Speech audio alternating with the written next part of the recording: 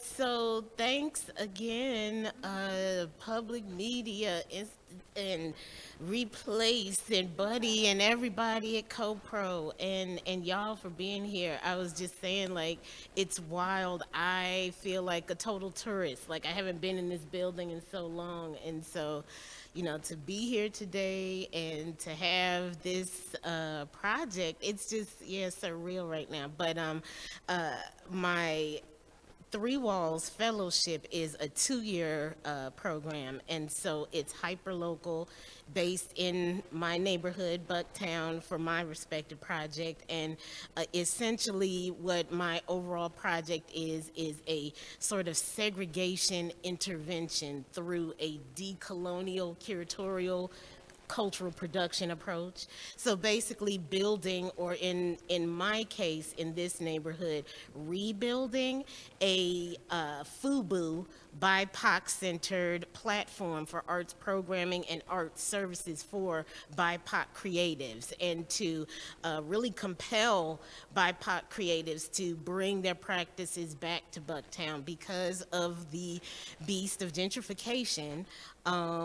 There is definitely a lack of diversity that was there when I first moved into the neighborhood damn near 30 years ago at this point. And so it's like 30 years later, and it is less progressive. There's a, staunch blue voting record in the area, but there is definitely, thin blue line flags and yeah, all that good MAGA stuff alive and well in this what I like to call an ungated gated community of Bucktown. Anyone familiar with, Chicago's staunch segregation knows about, South Side versus North Side versus West Side, and, the calcified segregation. So basically what the Replace Residency did was kind of serve as a feeder into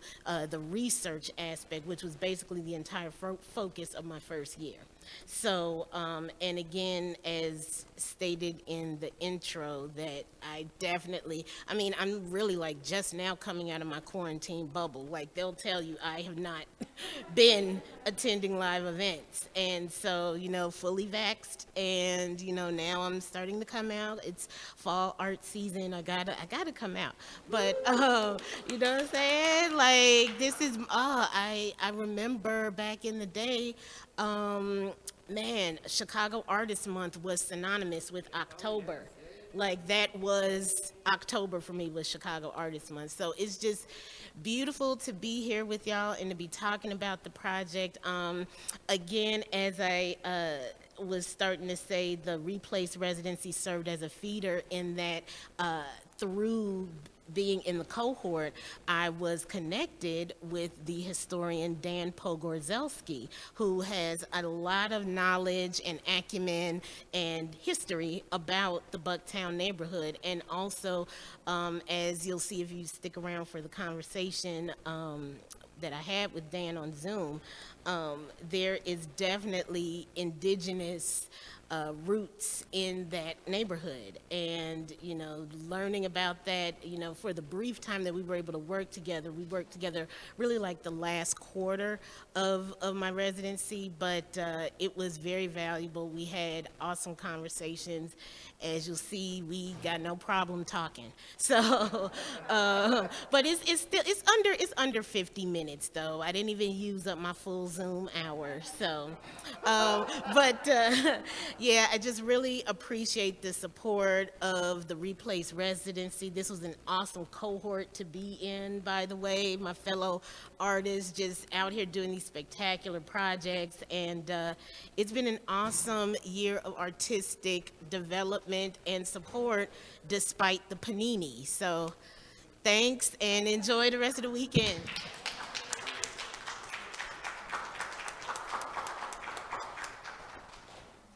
And I will say, just a warning, they start to try to kick people out of this building at 4:45, even though it's open till 5.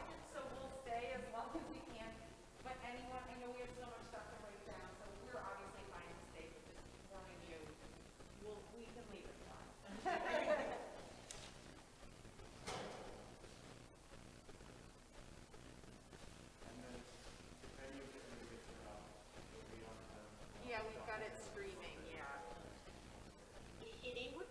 hitting record. All right. So, hey Dan. Hello. Always a pleasure to be here in your presence. Our conversations, I always kind of feel, channel a little bit of word jazz. And so eat your heart out, Ken Nardine.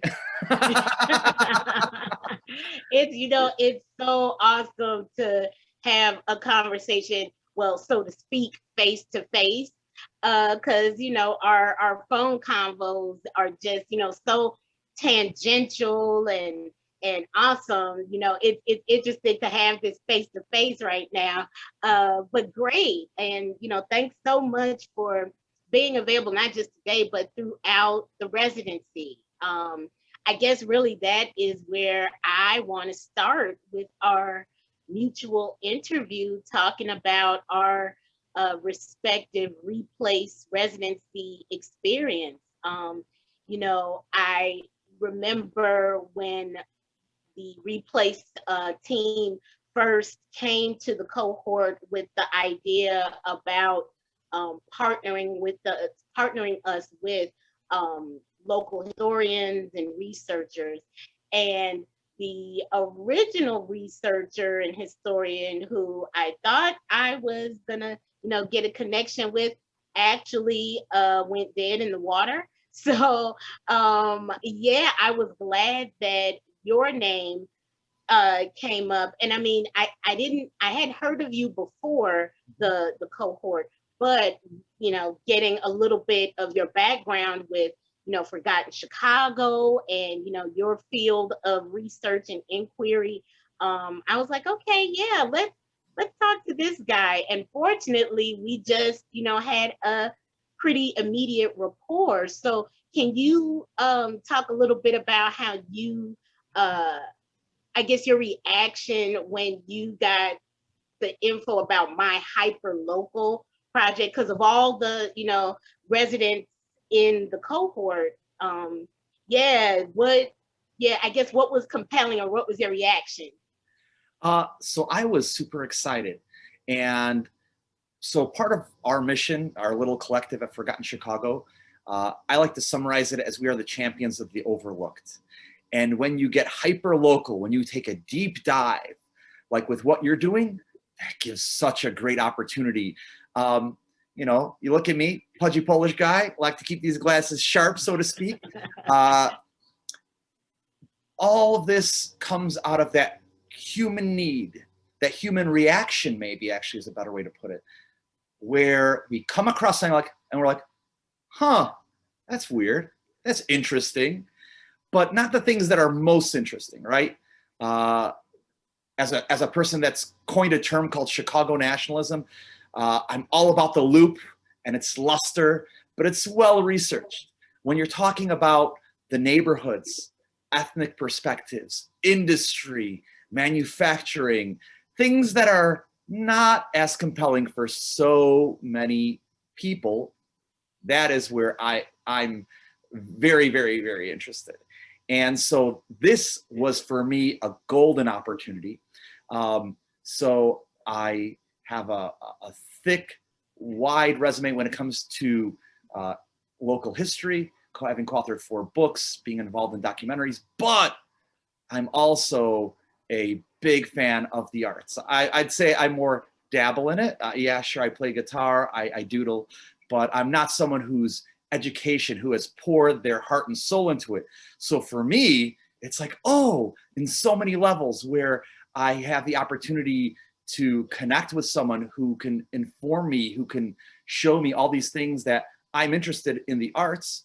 And I have something to offer in the conversation with talking about the place where I've put my field of study. So I was like, wow, this is such a great opportunity to satiate all of these different things that I really like.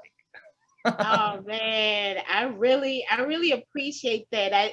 I didn't realize how much the like the interdisciplinary artistic practice was a big draw for you. I actually was thinking that it would have been like, because it was you know, like you were saying, like neighborhood focused, specifically Bucktown focused, and where you have a lot of knowledge and also access points. Can you talk a bit about, you know, the touchstones from your own work and life in the Bucktown Wicker Park area, and Yeah. how working with my Welcome to Bucktown project has, I don't know, maybe you know, deepened the rabbit hole for you in Bucktown as well?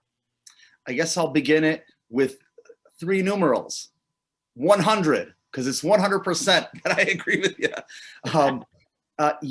So interested in many different areas of Chicago, but as somebody that's lived in different areas of the Northwest Side, Bucktown, Wicker Park, the near Northwest Side are areas that have been connected to, whether it's been through friends, family, the fact that I myself have a long alphabet soup Polish last name. So since I've been a kid, when people are intimidated by saying it, they see P followed by what seems like 27 different consonants, and then ski, they're like, Polski Dan, right?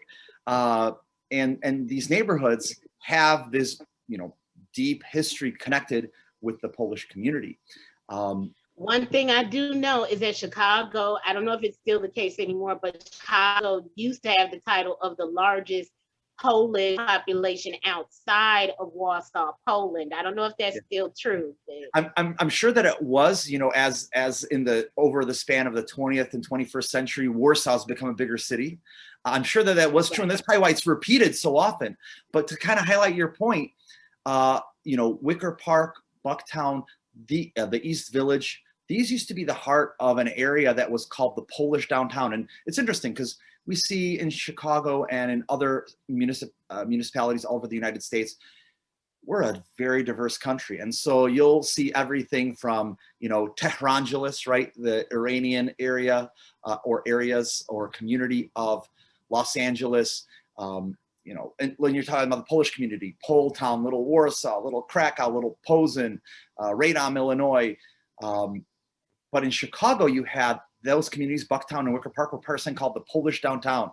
So it goes to show you how large this community was, that it wasn't just simply called, oh yeah, this is like Poletown, Chicago. No, it was the Polish downtown. But these areas have never been, any of these areas have never been mutually monocultural. Some of them were more than others at different times. But what I always loved is the dialogue of cultures that you have, right? So as a kid growing up in Polish Chicago, lived in Avondale, the Polish village, on Milwaukee Avenue, just a little bit further northwest. You know, my Polish village experience was, hey, we go to the Greek for gyros.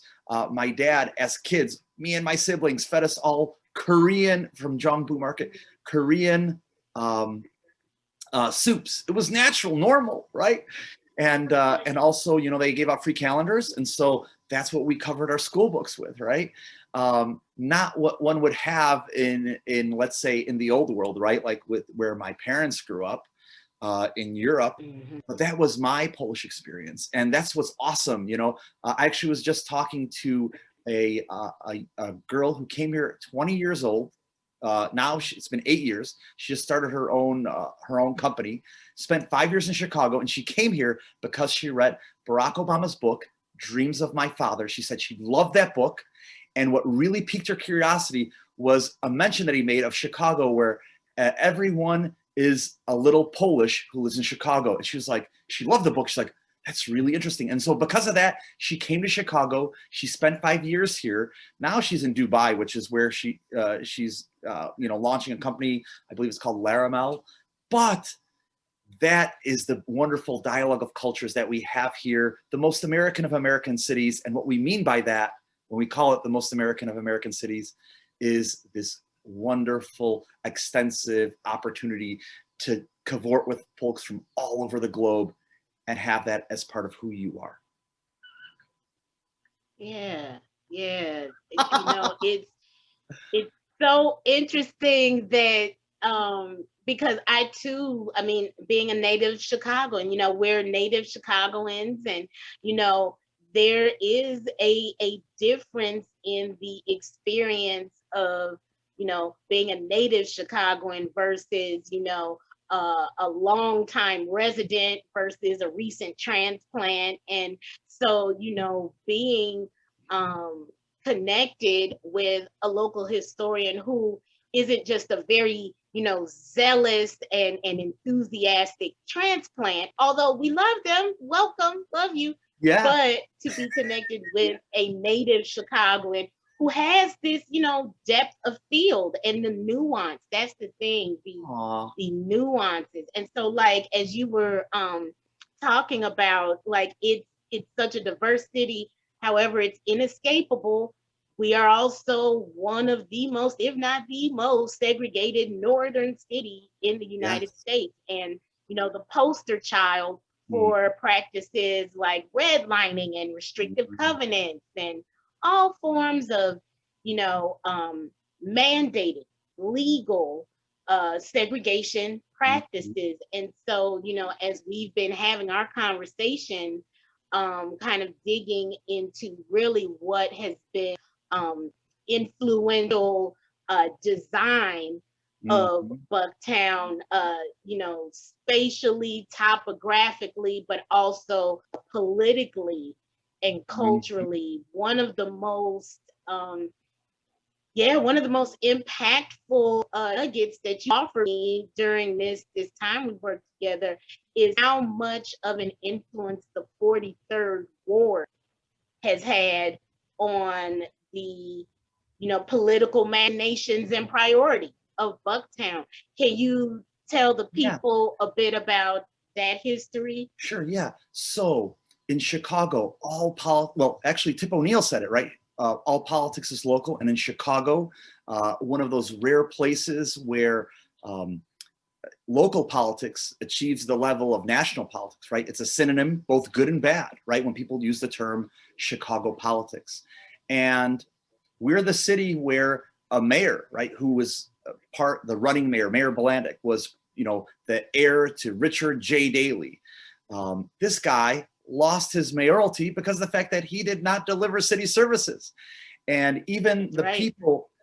Specifically the snow removal. Let's get it clear. That's right. That's right. Let's call it by what it is, right? And he was, you know, both he and his wife, you know, very handsome and erudite, but you couldn't deliver that and you were gone.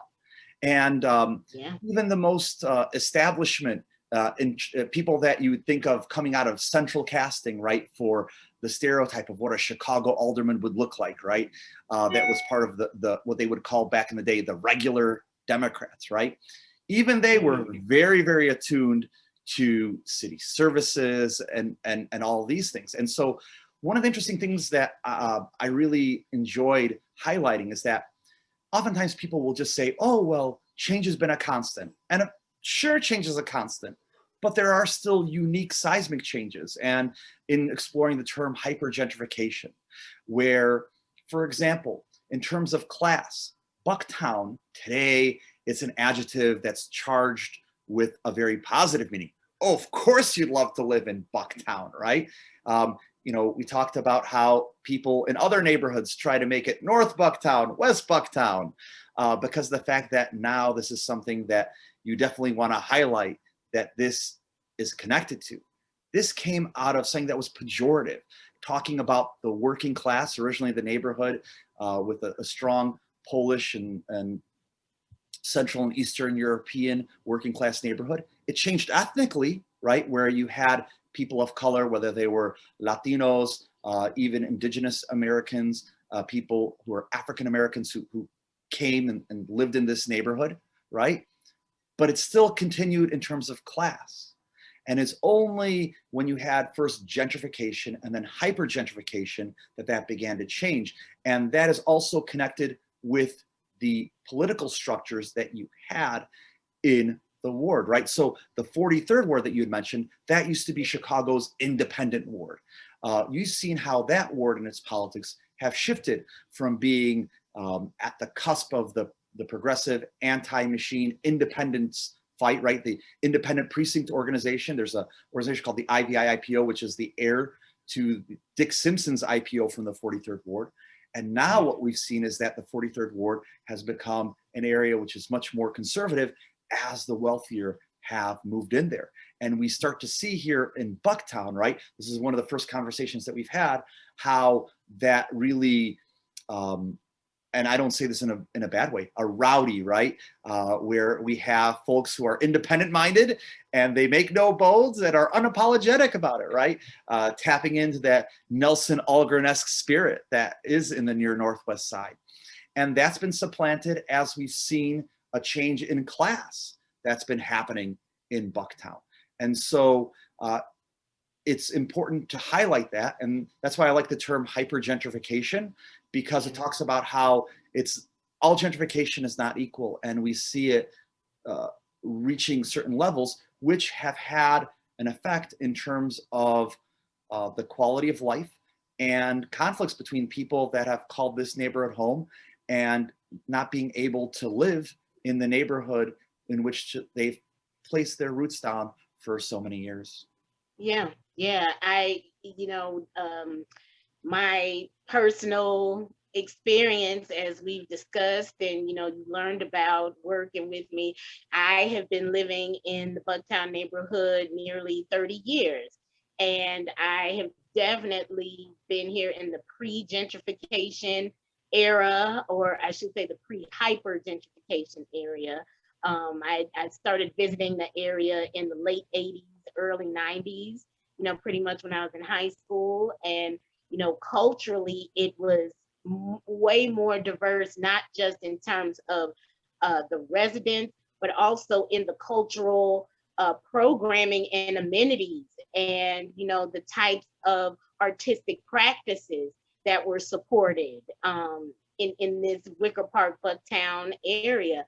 Bucktown, proper, of course, has always been, well, at least as long as I've been living here, a, residential, zoning area primarily. So thinking about like cultural landmarks, for me as an artist, looking specifically at like the BIPOC cultural legacy and places and spaces and events that have basically been erased because of hypergentrification.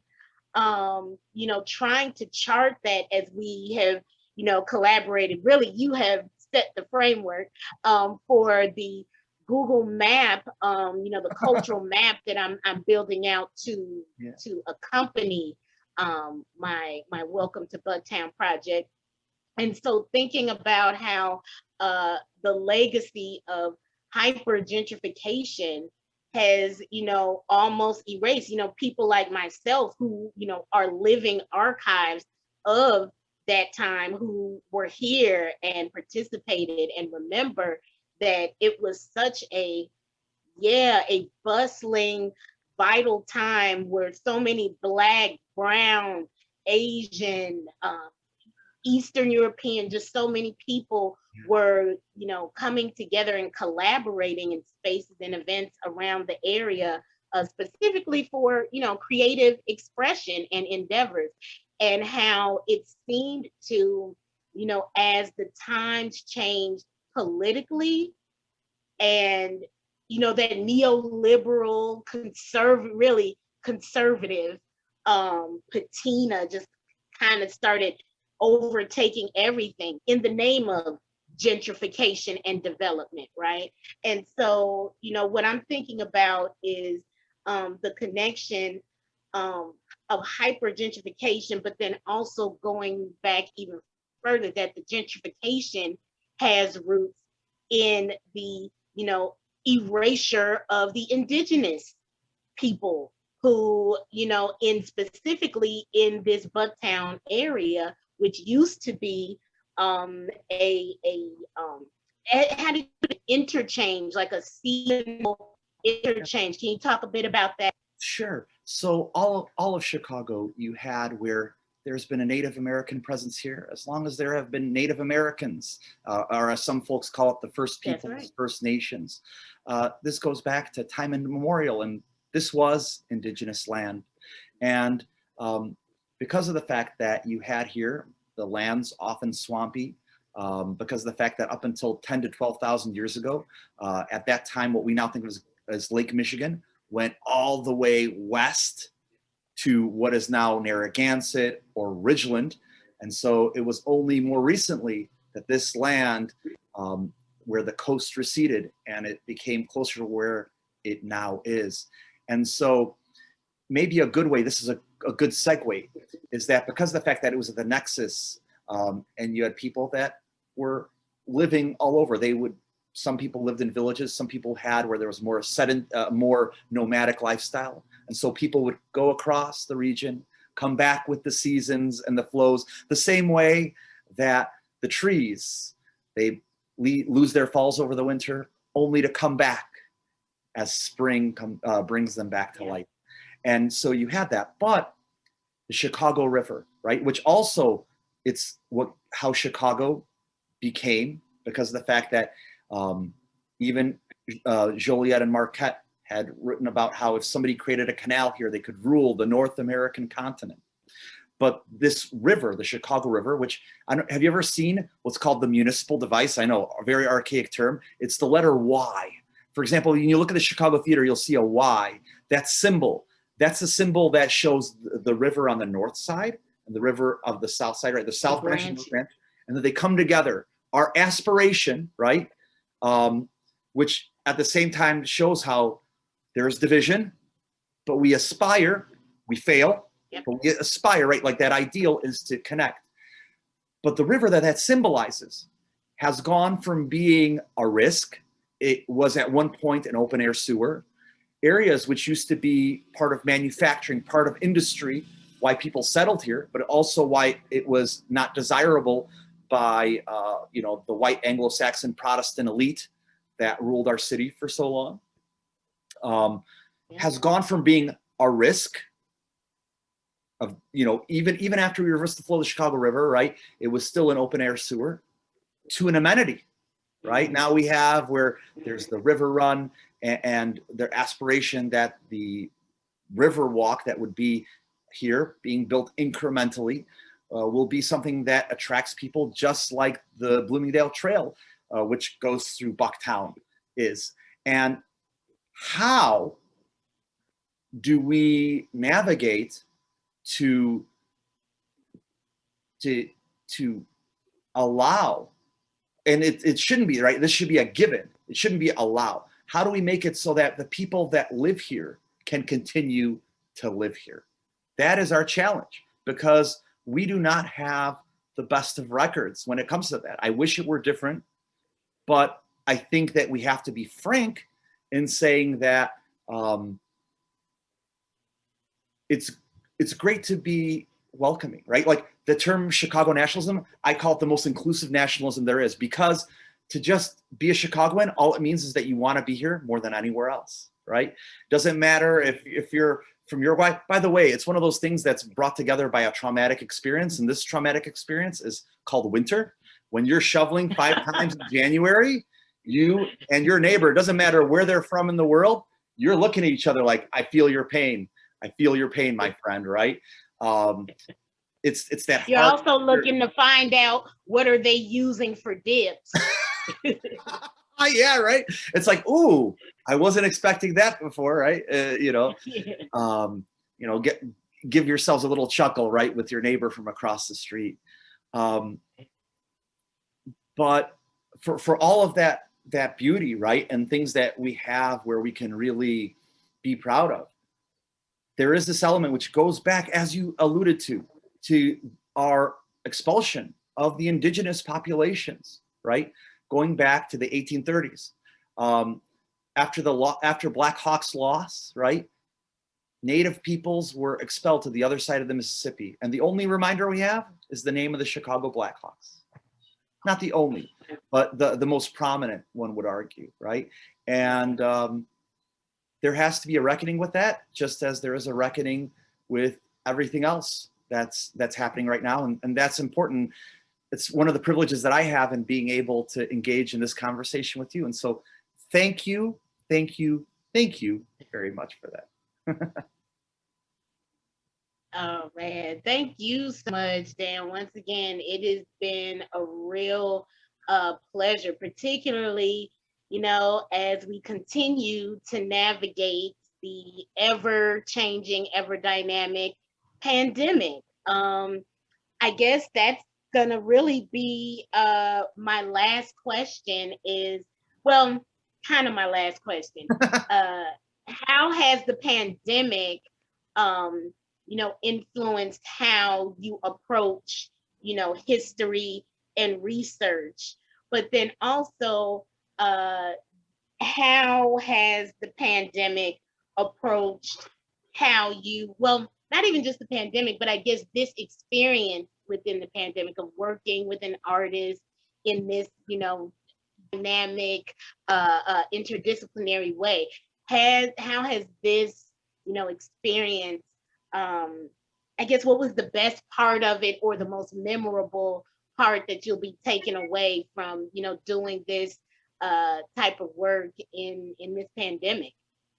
Well, the most memorable part has been the constant conversation, where when you have good conversation with someone who's knowledgeable, someone part of your artistic education has been contemplating, looking at the world, reflecting, and having the opportunity to have thoughtful conversation with someone who's had a completely different lived experience, someone who's reflected a lot and thought about that. That is great.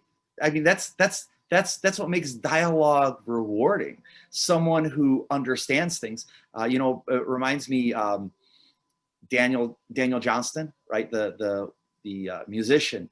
One of the best parts of his work was that he would have these childlike reflections that would just be ultimately profound. To understand and to be understood is to be free. And there is in our conversations, there is understanding, right? Because we are both Chicagoans.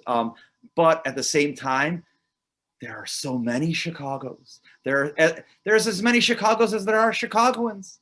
And That's right. there's over 2.5 million of us, right? And each one is valid. Each one has its own beauty.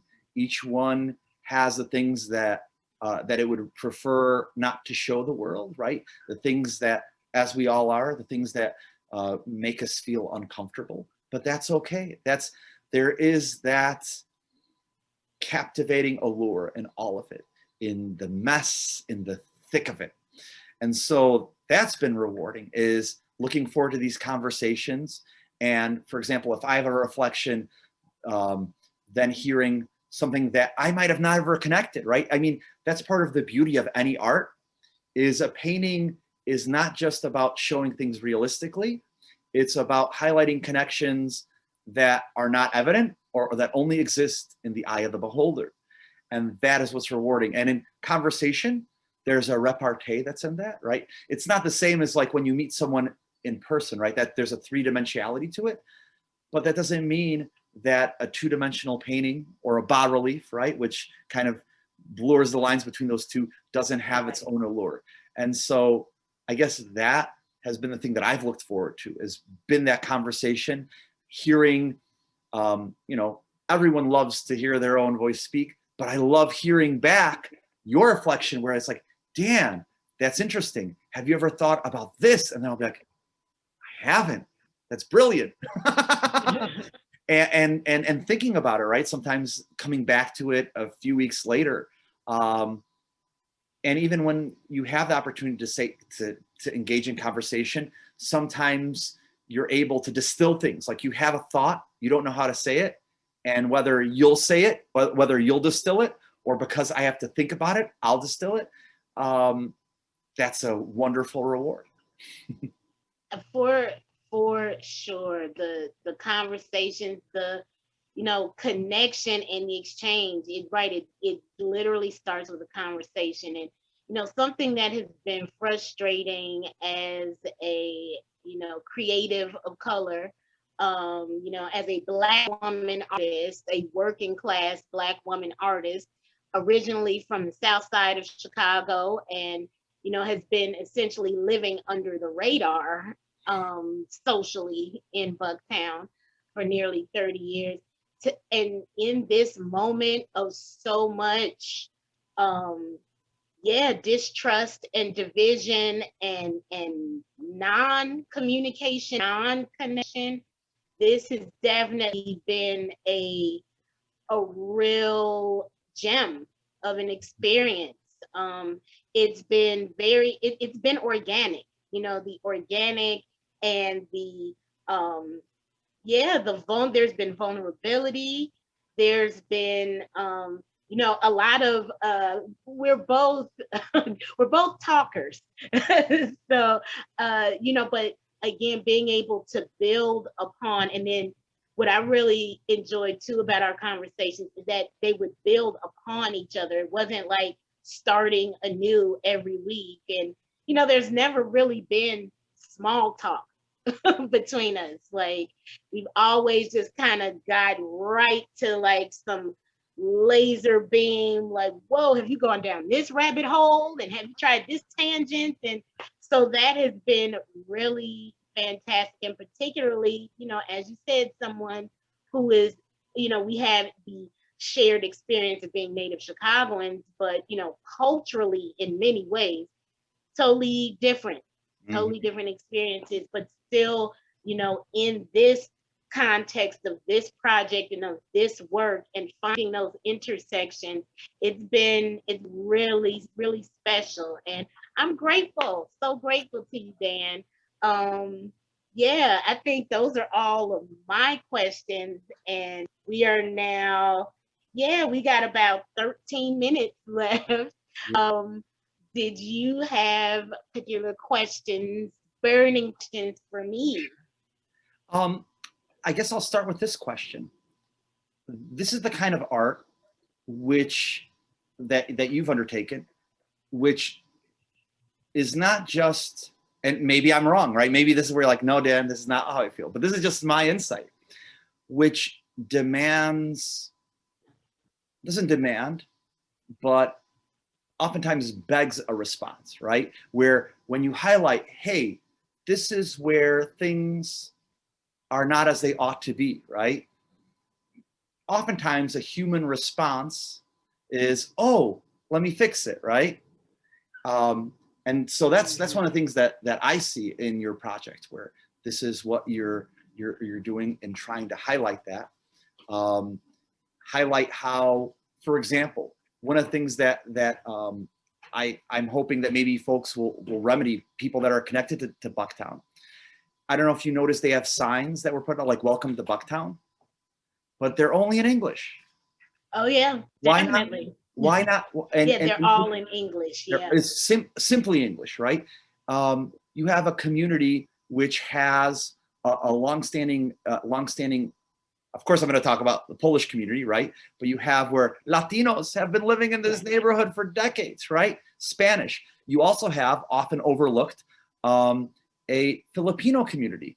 So why not have, for example, in Polish, Spanish, and Tagalog, right? And have "Welcome to Bucktown" in all four of those languages, right? A small little thing like that, not done of malice, but done of oversight. But because of conversations like this, all of a sudden people are like, huh, yeah, Spanish, Tagalog, Polish, right? All of these communities are here. We should make everyone feel welcome, right? Because there is a history where people used to say, oh, English only, where you would come across people who get offended when you speak another language. And I don't think that's a value that is a Chicago value. Like, you'll find it in Chicago, but at least the way that I see Chicago, what it ought to be, it's definitely not. So I guess, is that, or how do you see that? Like, when you came across this in your mind, that this is how you want to address this project, did you want a response, or did you simply want to say, this is the state of affairs, I don't have a particular way that I would like to see this addressed? Thanks for that question, because it's interesting. The Replace residency for me has been really a the research arm that is feeding my fellowship. So Replace, the residency with Buddy Chicago, has been for 1 year. I'm also a fellow with Threewalls and the RaDLOW fellowship, which is a 2-year residency, a 2-year program. And so the research and the data and the archival digging that was afforded to me through the Replace residency and having you on my team, Dan, it's really feeding into the in a sense the tongue-in-cheek aspect of me naming my project Welcome to Bucktown, because what it really is, it is, and it's still in development. I still have another year to go before I have a culminating project to present, but it's really a segregation intervention of Bucktown by shining a light on the veneer of progressive liberal ethos, but actually showing it that if you scratch that veneer just a little bit, you'll see that it's actually an ungated, gated community here. And so just as you pointed out, I mean, the Welcome to Bucktown signs, I actually used a photograph of one of the signs as like my event cover page for my Eventbrite conversation that I had during the first year of this. And so the idea of really questioning what it means to feel welcome in Bucktown. Like I said, I'm a longtime resident of this neighborhood, almost 30 years, but then I still get, flyers for, community events just labeled resident. Is it because I'm not a homeowner, that I'm a longtime renter? Is it because people don't know me because I'm a Black bean in a bowl of rice over here in the 32nd Ward? I don't know. But being a native Chicagoan, I have my suspicions. But all of that is to say that the idea of welcome, and under that umbrella of welcome, is also very real in this pandemic moment, of safety, of well-being. There have been a lot of displays of performative allyship in my immediate area, across the street from me, down the block, as I'm taking my little neighborhood walks just to get some sun in this pandemic. It's a lot of performative allyship, and also violence that has happened during this time, during this first year of my fellowship. There has been a Breonna Taylor mural that a fellow Bucktown-based artist put about 9 months ago now, and it has been repeatedly defaced about 3 times now. And so, and so the fact that it's getting repeatedly defaced, but that there has been a light that has been shined upon this example of cultural violence, of duplicitousness. You look at the voting record of Bucktown, and of course it's overwhelmingly blue, but then you'll also see thin blue line flags. You'll see, the repeated defacement of a Breonna Taylor mural, a lot of duplicitousness that I want my project, Welcome to Bucktown, and it's specifically a segregation intervention via decolonized arts programming.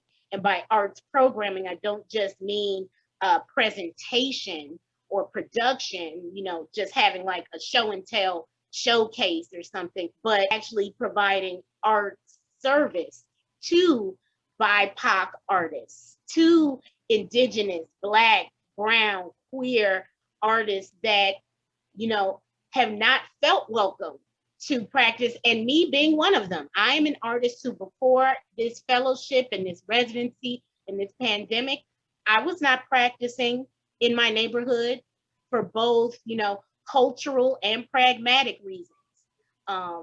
There's not really studio space or, the amenities for my particular type of interdisciplinary practice that are like immediately within my neighborhood area, but also culturally speaking, because I am Black, lickety black, and everything I do is for the exaltation and celebration of Blackness. And being a native Southsider who's lived in Bucktown for almost 30 years, I've actually lived in Bucktown longer than I lived on the South Side. And so, coming to that realization, that makes me also, really want to dive deeper too into these concepts of welcome, safety, accessibility. Like the example you gave was fantastic. Like just something seemingly innocuous and innocent, right? But that's how the shit continues because it gets overlooked. It doesn't get examined or questioned. It doesn't get a critical treatment because it's assumed, oh, well, this area, because of, the tax base or because of the demographics or, we don't have to examine them, that's not a problem area, And so that's what I'm really interrogating and pushing back with the whole idea of welcome to Bucktown. It's really a question, like who is welcome in Bucktown? So yeah, long answer to your question, but I know you're used to that with our conversations. But yeah, I hope that, that gives you a little more insight as to, the impetus and the inspiration for really zeroing in on that particular concept about being welcome. And I think too, like the fact that, honestly, I have not felt welcome or safe to like really walk out around my neighborhood until like the vaccine became available because people, quite frankly, there were a lot of people not wearing masks or distancing because once the information came out that it was Black folks, Black, brown, working class folks, lower class folks who were, getting sick and dying, then it seemed like a lot of my privileged neighbors just threw caution to the wind in the sense of, oh, well, it's not us. So just like every other ism that we know in Chicago and in this nation, So yeah, all of that is what is informing my welcome to Bucktown aspiration for this project. So yeah, definitely, even though our collaboration is coming to an end because, been a year of Replace, and thank you so much to Co-Prosperity and Buddy and the whole team over there. For we wouldn't have met without this connection and this conduit. So yeah, really appreciate you, Dan. Well, it's my pleasure, and to highlight, talking about, you have a very cerebral art here, but the virtue is exactly in examining, right? So I'm going to use that example that we alluded to, right? So let's take the older Filipino woman who's lived in the neighborhood for generations, who, is overlooked, and nobody's stopped to think, for example, well, how do we make sure that she feels welcome when, for example, because of rising property taxes, she's having trouble making ends meet, when she's been facing the challenges that have had as there's been a rise in anti-Asian sentiment, right, in the United States, right, all over the United States. When you have, for example, she goes, as an example, goes to St. Hedwig's, right, which has had a long time Filipino community, but now is in danger of being closed. So the mission church closed in the 70s, but the church itself is in danger of being closed and being redeveloped for some type of housing, right? I believe there was already meetings with that part of the parish plant is going to be changed into turn into some residential housing. And so here you had where so many facets of her life, even the place where she went for spiritual refuge, right? There's a wonderful little chapel that's there where it shows like I might be an immigrant from another country, but here, this is for me, right?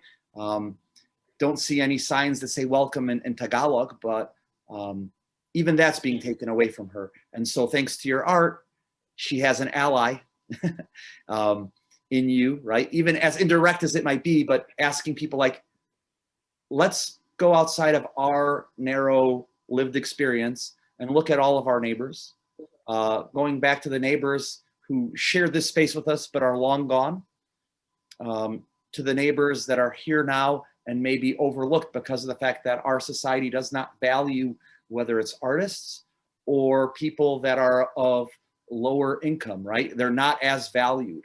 Look at our streets, who we name them after. We name them after developers, generals, political elites, right? This is who we name our streets. You go to Europe and you'll see poets and singers and other creatives that are not acknowledged in that same way here in our space. So thank you, thank you, thank you for this call to thought, not a call to arms necessarily.